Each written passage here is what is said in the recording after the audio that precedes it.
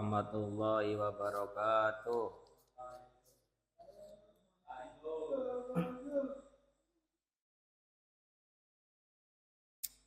Cek cek cek cek. Yes.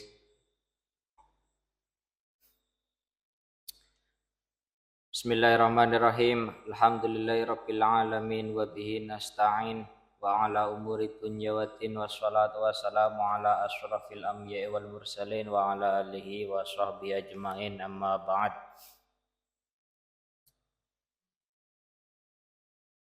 Kita bertemu kembali pada malam hari ini setelah sekian lama libur karena ada suatu kendala, jadi digeser. Bismillahirrahmanirrahim.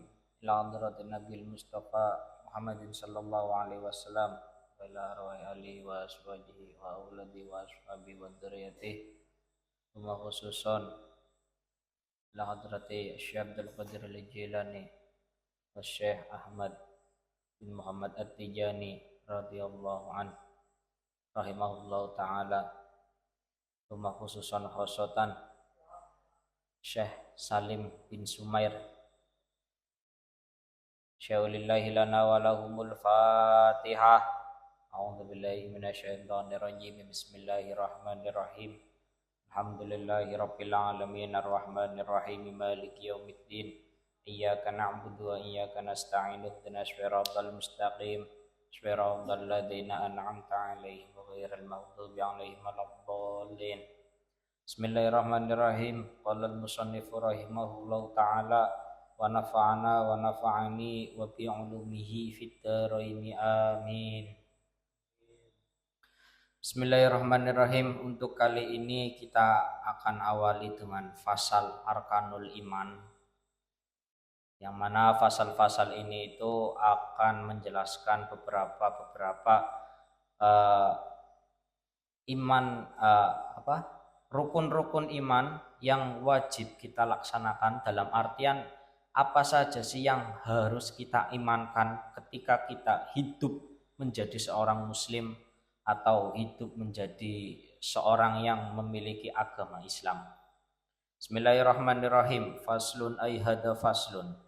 Utawi iki iku ana fasal suwiji. Arkanul imani utawi pira-pira rukune iman iku sitatun ana 6. Pembahasan kali ini adalah membahas mengenai rukun iman. Kalau di dalam konteks agama Islam, kita itu harus beriman pada 6 sesuatu atau 6 hal. Yang pertama, antuk mina, yentoh iman sopo siro billahi kelawan Allah. Yang pertama itu adalah kalian harus beriman kepada Allah Ta'ala. Yang kedua, wa malaikatihi, dan beriman kepada para malaikatnya Allah, wa kutubihi lan piro-piro kitabe Allah, wa rusulihi lan piro-piro utusane Allah, wa bil yaumil akhiri lan iman kelawan dino kang akhir, wa bil qadari lan iman kelawan pesten khairihi yo baguse qadar, wa syarrihi lan alane qadar minallahi ta'ala, saking Allah Ta'ala. Jadi seorang muslim itu harus beriman kepada satu Allah, karena Dzatiyah Allah itu adalah Tuhan seluruh alam. Sejatinya itu Tuhan seluruh alam. Terus yang kedua, kita itu harus mengimani malaikat-malaikatnya Allah. Itu sudah jelas. Yang ketiga, beriman kepada kitab-kitabnya Allah. Terus yang keempat, beriman kepada Rasulnya Allah. Yang kelima, beriman pada hari akhir atau hari kiamat. Terus yang keenam adalah beriman bahwa Allah itu memiliki sebuah takdir, baik itu takdir bagus atau takdir baik maupun takdir yang buruk. Karena sejatinya takdir itu ya pasti ada yang baik, ada yang buruk, dan pasti akan menimpa seluruh umat manusia. Antuk minabillahi, kita itu harus beriman kepada Allah Ta'ala. Karena Allah Ta'ala itu adalah Tuhan yang hak, Tuhan yang absolut. La ilaha illallah, tiada Tuhan yang wajib disembah selain Allah. Terus yang kedua, kita itu harus beriman kepada para malaikat-malaikatnya Allah. Beriman kepada para malaikat-malaikatnya Allah. Jumlah malaikat yang ada pada alam semesta dan seluruh isinya itu berjumlah apa bahasanya, tidak ada yang mengetahui jumlahnya, tidak ada yang mengetahui jumlah malaikatnya Allah. Akan tetapi yang harus kita imani ada itu Jibril, Mikail, Israfil, Mungkar, Nakir, Raqib, Atid, Wulu. Wulu apa itu? 10. Loron maning? Malik Ridwan. Benar. Tapi sejatinya malaikat itu sebenarnya tidak bisa dihitung oleh makhluk.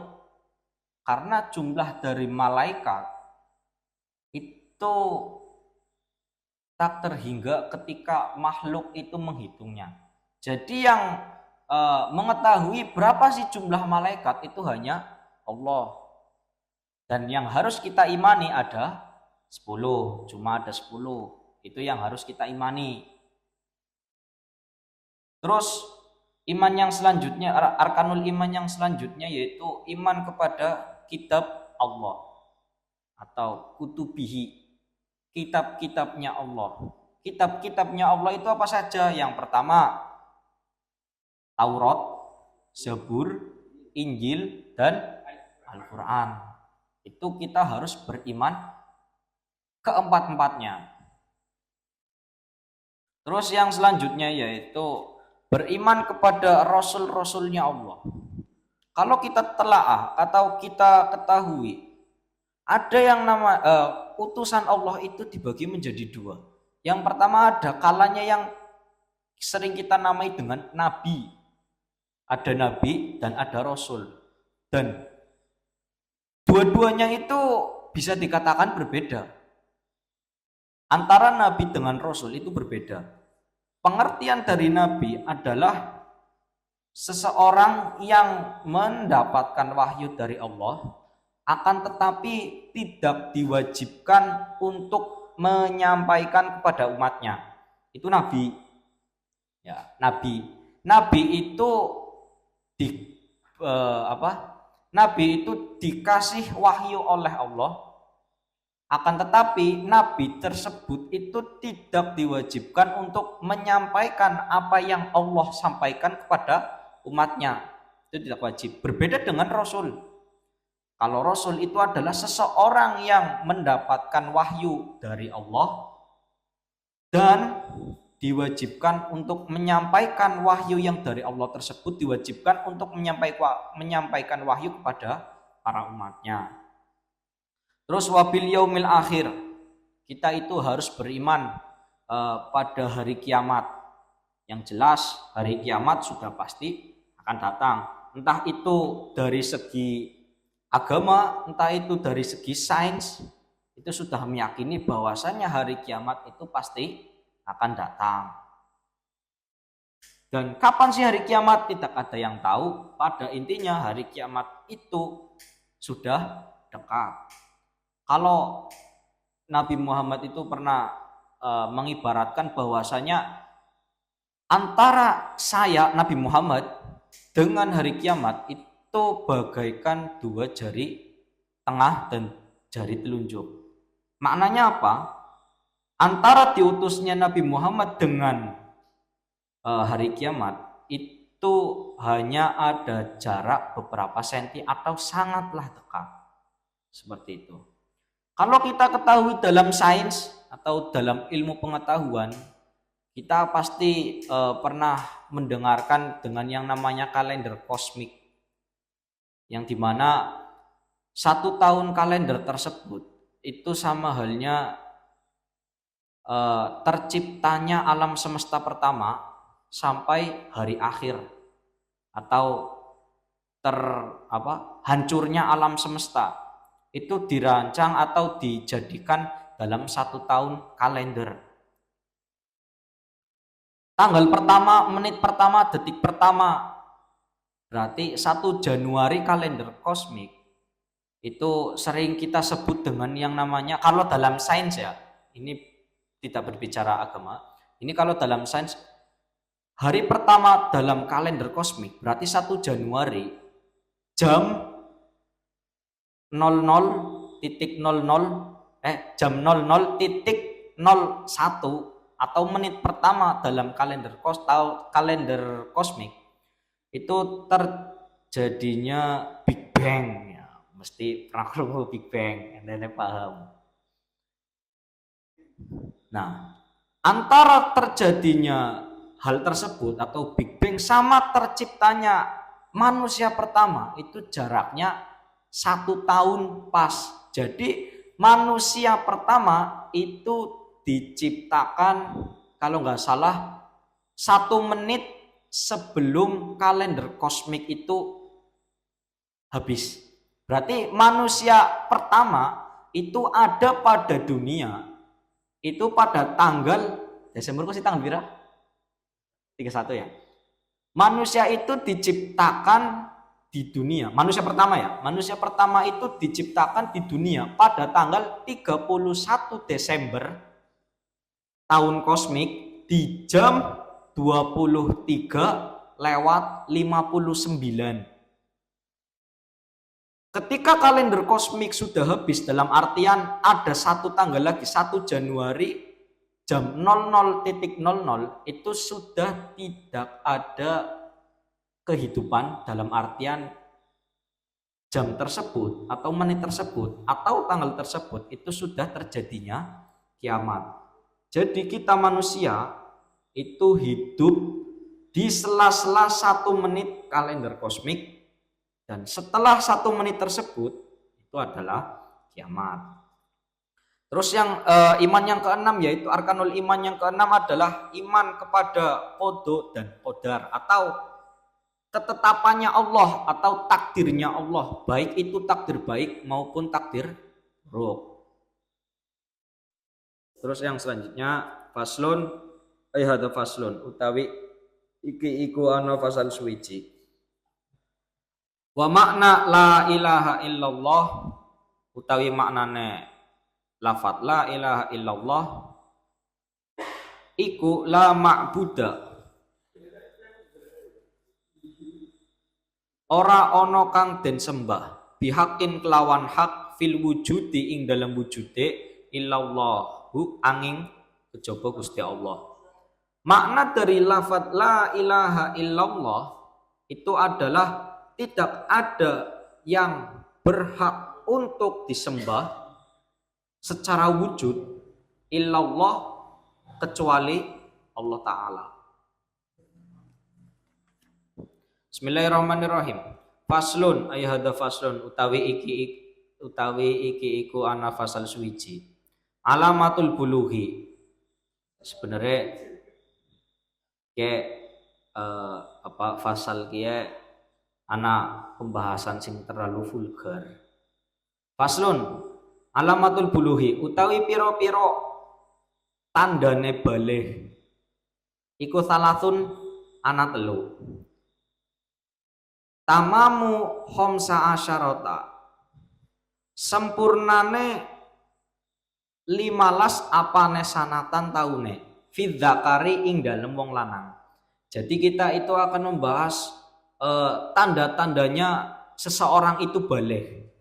Ngerti baligh ya? Baligh itu adalah seseorang yang sudah dituntut untuk melakukan syariat Islam. Batas seseorang dituntut untuk melakukan ibadah atau syariat Islam itu dikatakan baligh. Fid dzakari ing dalem wong lanang wal unsa lan wong wadon wal ihtilamu mi apa ma wal ihtilamu lan ngimpi basah fid dzakari ing dalem wong lanang wal unsa lan wong wadon iku litis aisinina sanga piro-piro tahun wal haidu lan haid fil unsa ing dalem wong wadon litis aisinina sanga piro-piro tahun. Jadi alamat atau tandanya baligh bagi seseorang atau manusia itu ada 3. Yang pertama, sempurnanya umur 15 tahun. Baik itu laki-laki maupun perempuan ketika sudah mencapai umur 15 tahun maka sudah dikatakan baligh dan wajib melaksanakan syariat, entah itu sholat, entah itu puasa, entah itu zakat, entah itu haji bagi yang mampu dan yang lain sebagainya. Ketika belum baligh maka semua syariat itu ditanggung oleh orang tuanya sendiri. Yang pertama yaitu tamamu khamsa asyarota. Sempurnanya umur 15 tahun. Sempurnanya umur 15 tahun seseorang maka sudah dikatakan baligh atau sudah dituntut untuk melakukan syariat. Terus yang kedua wal ihtilamu yaitu mimpi basah. Ya khususnya ngomong lanang. Wal ihtilamu fi dzakari dan mimpi basah bagi laki-laki. Itu yang kedua. Terus yang ketiga wal unsa dan perempuan itu sudah dikatakan baligh ketika sudah sempurna berumur 9 tahun. Sudah sempurna berumur 9 tahun. Fil unsa ing dalem wadon. Wal haidu dan haid ketika seorang wanita sebelum umur 9 tahun, dalam artian umur 7 tahun, umur 6 tahun, itu wanita sudah haid, maka sudah dikatakan baligh. Sama halnya dengan laki-laki. Ketika laki-laki umur 6 tahun atau 7 tahun itu sudah ihtilam atau sudah mimpi dan mengeluarkan mengeluarkan mani maka sudah dikatakan baligh. Nah, ini ya kita preteli siji ya. Wal ihtilamu kan mimpi. Dalam artian mimpi itu tidak saja. Ketika ada seorang laki-laki berumur atau anak berumur 7 tahun atau 6 tahun memaksakan diri untuk mengeluarkan mani, apakah sudah dikatakan baligh? Sudah dikatakan baligh. Bahasa Arab karena istimna. Jadi ngerti kan ya? Maksudnya ngerti kan ya? Onani. Ya, bahasa Arab onani karena istimna atau menyengaja mengeluarkan hal tersebut. Ya kita butuhkan ada jorok ya, kita ngaji. Jadi bagi laki-laki ketika umurnya masih 6 tahun, 7 tahun, 8 tahun dan sudah mimpi basah atau sudah mengeluarkan mani, maka sudah dikatakan baligh. Sama halnya dengan perempuan, ketika perempuan umur 6 tahun, 7 tahun atau 8 tahun sudah haid, maka juga sudah dikatakan baligh.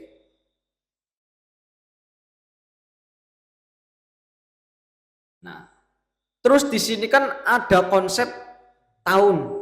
Untuk laki-laki itu 15 tahun, untuk perempuan itu 9 tahun. Sedangkan kalau dalam Islam, tahun yang kita percayai itu ada 2. Yang pertama tahun Hijriah, yang kedua tahun Masehi. Pertanyaannya, 15 tahun ini atau 9 tahun ini itu dimasukkan dalam kategori tahun yang mana? Dan kalau ulama kalau kesepakatan ulama itu umur 15 tahun dan 9 tahun tanda baliknya seorang manusia atau manusia itu dihitung dari segi tahun Hijriyah, yang mana tahun Hijriyah itu lebih pendek daripada tahun Masehi, seperti itu.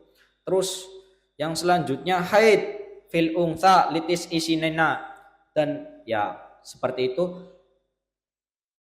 Ketika ada seorang anak perempuan yang haid di umur 6 atau 7 tahun, maka sudah dikatakan balik dan sudah diwajibkan untuk melakukan syariat.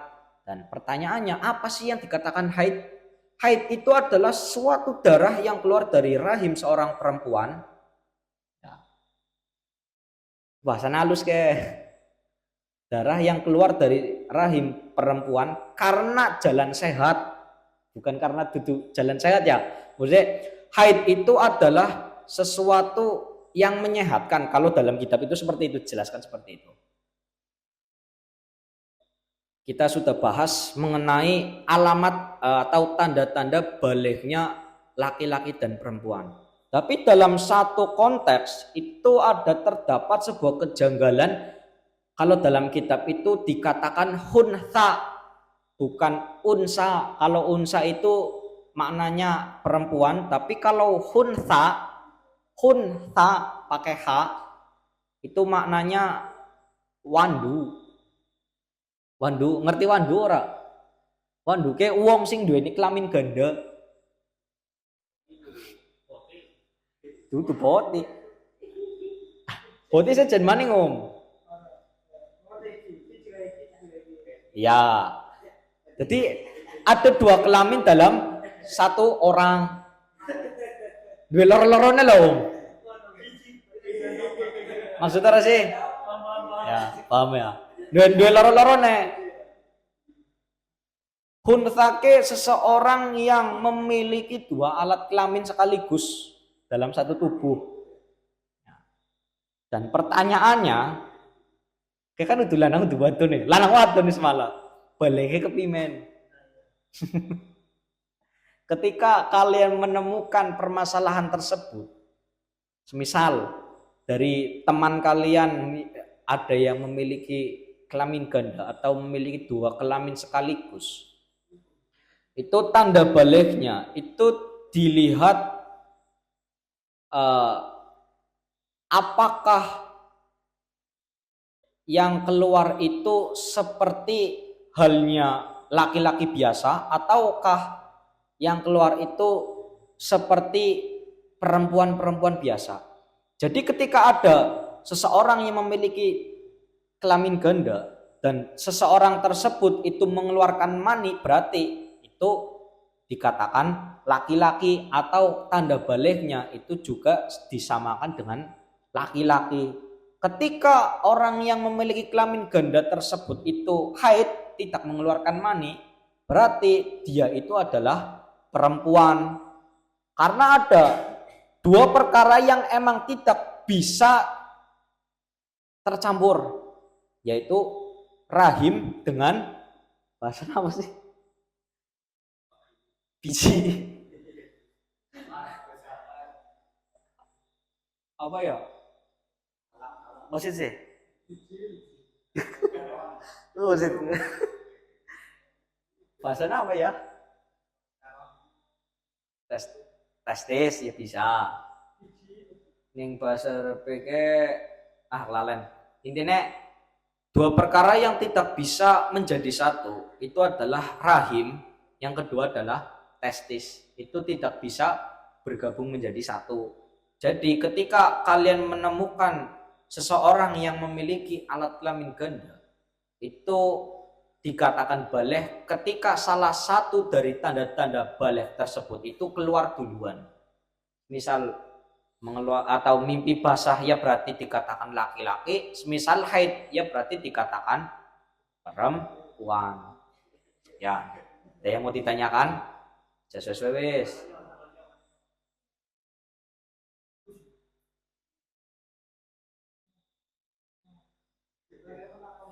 Takon.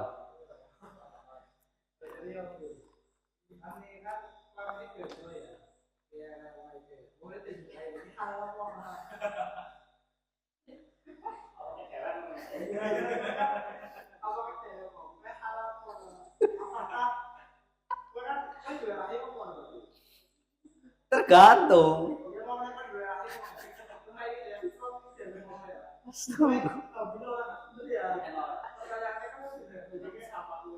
Oke, makanya ngomongin nengok. Ketika ada rahim, berarti tidak ada testis. Ya. Ketika ada rahim, berarti tidak ada testis. Ketika ada testis, maka tidak ada rahim.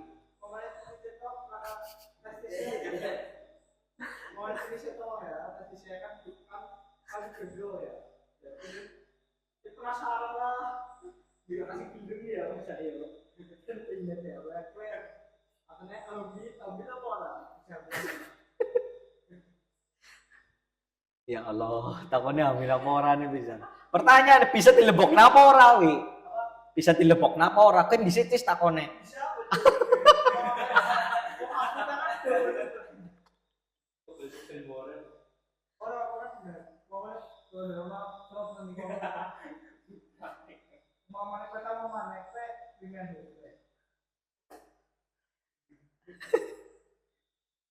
Astagfirullahaladzim, Nabi. Pakalnya ditugel. Ya wis nggak dijawab. Kok golet maning kok. PR.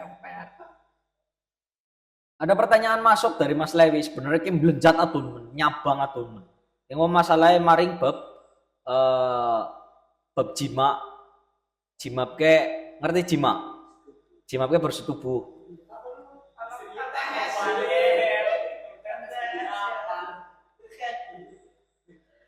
Bab jima juga anak babe yang mana nanti akan dibahas posisi yang pas, posisi yang menyehatkan itu seperti apa dan lain sebagainya seperti itu. Itu bab jima.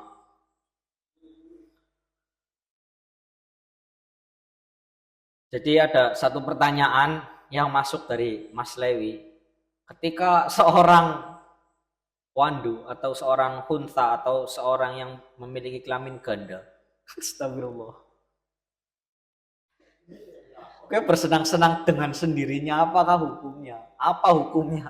Oh, jawab engkau aja saya ini. Ada yang mau bertanya lagi?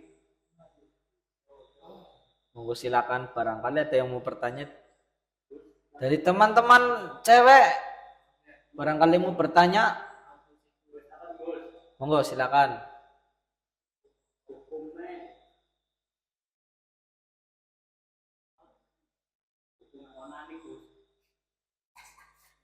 Kan ini dijelaskan kono mengeluarkan mani secara paksa, itu kan terjadi dengan onani.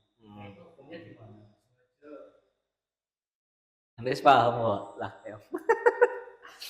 Hukum istimna atau hukum mengeluarkan mani dengan paksa, tidak dengan sendirinya, boleh dengan di luar orang yang menikah, ya, di luar orang selain dari orang yang menikah. Ngomong sing si jomblo ya, udah jomblo sih. Intinya ngomong sing durung bojo, terus istimna atau mengeluarkan mani dengan sengaja. Entah itu menggunakan apapun, tetap dihukumi haram. Ya. Tetap dihukumi haram. Duduk kita nggak tantok duduk.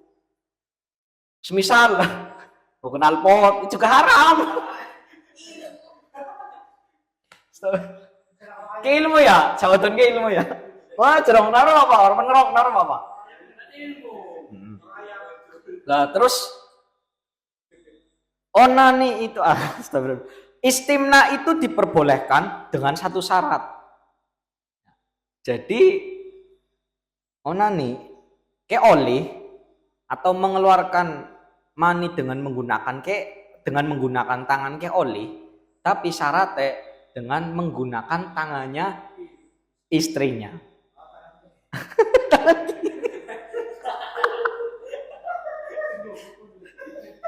Jadi istimna itu diperbolehkan atau onani itu diperbolehkan ketika dengan menggunakan tangan istrinya.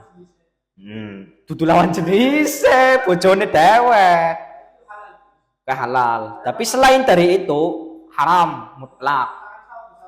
Mutlak haram. Sama halnya ketika misal gini. Ini kita punya anak. Semisal turu ternyata ngimpi jima karo wong. Ya. Terus orang metu mani. Astagfirullah. Orang metu lah intinya. Orang metu. Apakah masih dihukumi balik atau tidak? Itu jawabannya tidak. Karena tidak mengeluarkan mani. Dalam artian itu hanya mimpi. Tapi berbeda cerita ketika tidak mimpi apa-apa, bangun-bangun itu sudah keluar, itu sudah dikatakan balik atau memiliki hadas besar dan wajib mandi junub. Terus ada satu pertanyaan lagi, ketika misalnya turu ya, turu ngimpi lagi anak nemen ngimpi anak nemen 5 kok langsung tangi durung sempet metu dipimpet digencet ben ora metu. Nah, tetap dikatakan berhadas besar walaupun kayak ora metu. Nah,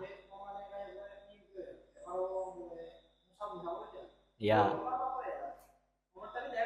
Ketika orang metu tapi lo ya. Ya.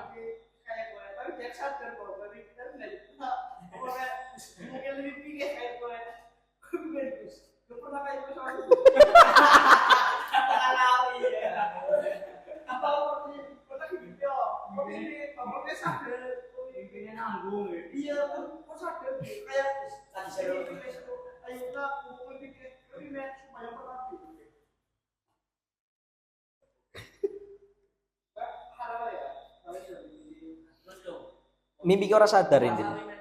Puasa pimen. Sing dipermasalahan apa nih? Iya. Ketika di hari puasa atau di hari Ramadan ini mengecualikan perempuannya, mengecualikan perempuan. Ini dikhususkan untuk anak laki-laki. Ketika seseorang sedang berpuasa dan di tengah-tengah puasanya itu bermimpi basah, apakah puasanya masih boleh dilanjutkan? Jawabannya adalah boleh. Berbeda lagi dengan ketika seorang tersebut itu istimna atau mengeluarkan mani dengan sengaja, itu puasanya sudah dikatakan batal. Tapi ketika hanya mimpi, ya, jawabannya. Jadi TikTok. Terus maning. Berbeda ketika seorang perempuannya. Ketika seorang perempuan itu sedang berpuasa dan di tengah-tengah puasa dia itu haid, maka puasanya batal langsung. Monggo sing takon maning.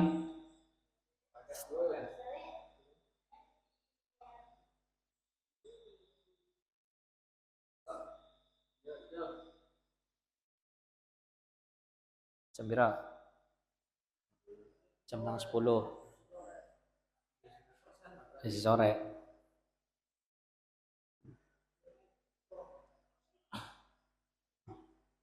Mungkin untuk pasal selanjutnya akan kita bahas di lain waktu, di lain pertemuan. Untuk pembahasan yang akan datang itu mengenai syarat-syarat bersuci dengan menggunakan batu atau istijmar. Istijmar itu cewok dengan menggunakan watu. Istijmar ke cewok menggunakan watu. Ana sing takon lecet to. Kena bebe, berarti itu adalah perkara yang penting. Semisal ning tengah hutan laka banyu, lah kok cewek kepimen bersucine, yang akan dibahas di lain hari atau di lain episode, di lain pertemuan. Faslun ay hadza faslun wallahu a'lam bishawab. Bismillahirrahmanirrahim. Subhanakallahumma wa bihamdika asyhadu an la ilaha illa anta astaghfiruka wa atubu ilaik. Wa sallallahu ala sayyidina Muhammad wa ala alihi wasallam. Alhamdulillahi rabbil alamin. Assalamualaikum warahmatullahi wabarakatuh. Min bos, pin bos. Semangat bos.